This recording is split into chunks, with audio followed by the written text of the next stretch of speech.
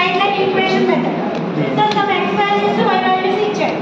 Sometimes అక్కడ straight line దేని fit చేయాలో straight line equation ఇచ్చేస్తారు.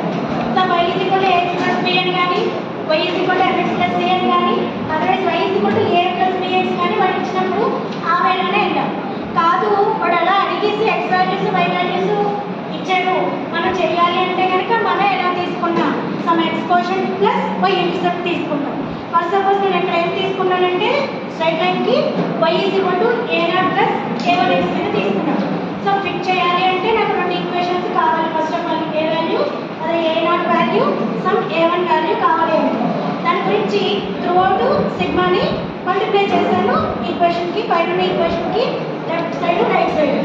దెన్ నెక్స్ట్ సిగ్మాని ఇంప్లిమెంట్ చేసేటప్పుడు y కి sigma y summation of y coordinates that is equal to a0 ఎప్పుడు కాన్స్టెంట్ కనిపించినా అక్కడ సమ్ n ని మల్టిప్లై చేస్తాం సిగ్మా y యొక్క plus a1 into sigma. So next లైన్లో ఏం చేస్తామంటే ఒక x పెట్టేసి మల్టిప్లై చేస్తాం. మల్టిప్లై చేసేటప్పుడు sigma xy that is equal to ఇక్కడ ఎప్పుడైతే సిగ్మా ఇంటిపేర్ అవుతుందో n ఉండదు. సిగ్మా ఉన్న చోట n ఉండదు, n ఉన్న చోట సిగ్మా ఉంటుంది. So a0 sigma x plus a1 into sigma x square. ఐదు ఈక్వేషన్స్ రెడీ చేసుకున్న తర్వాత మనకు అందులో ఏం కావాలి అంటే y ఉంది y సమ్మేషన్, x ఉంది x summation. So x into y summation కావాలంటే ముందు x ఇంటూ వైని మల్టిప్లై చేసి మనం వాటి సమ్మేషన్ తీసుకుంటాం. నెక్స్ట్ x సమ్మేషన్ ఆల్రెడీ మన దగ్గర పైన వాడాం కాబట్టి అదే ఉంటుంది.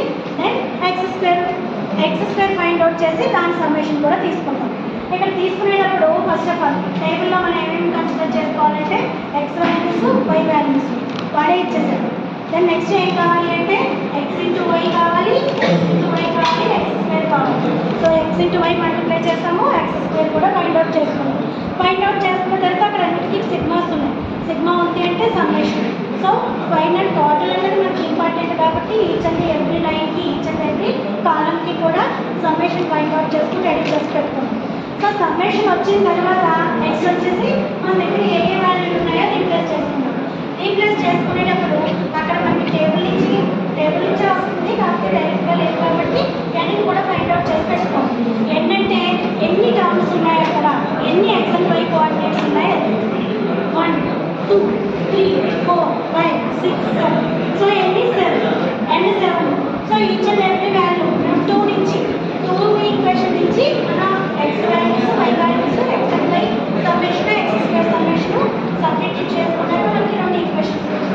ఈ రెండు ఈక్వేషన్ని సాల్వ్ చేయాలంటే నార్మల్గా పెన్ బ్యాకెట్ పెట్టుకుంటే డైరెక్ట్ వస్తుంది కాబట్టి క్యాల్సీ అని తీసుకుంటాం.